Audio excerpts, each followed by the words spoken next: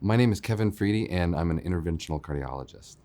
A lot of the patients that we see, especially in the cath lab, are receiving a diagnosis of coronary artery disease for the first time. And so when a patient has a heart attack or needs a cardiac stent, oftentimes they're really surprised or scared by that news. And so I think it's really important to meet patients where they are, understand what they know about coronary artery disease, and really try to make a treatment plan together about how we're going to approach things, whether that's with medicines, with procedures like stents, or with cardiac surgery. So part of my job is to do research in the genetics of cardiovascular disease, and I'm really interested in using genetic testing and designing new kinds of profiling and new kinds of tests to help us choose the right drug and right dosage for patients that are being treated for coronary artery disease.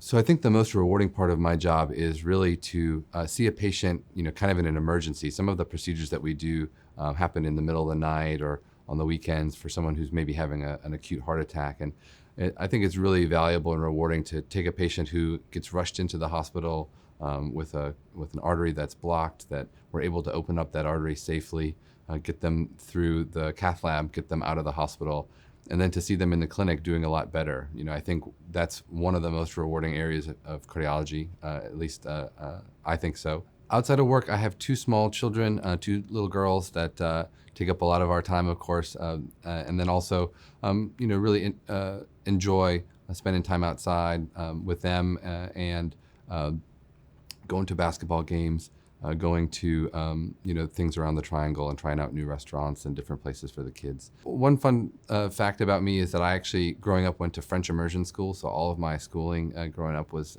in French for the most part up until the time I was about 11 or 12 years old. And so while I don't get many opportunities to speak French anymore, it's always fun to meet someone who might share that with me, or to learn about France or any of the kind of francophone countries around the world.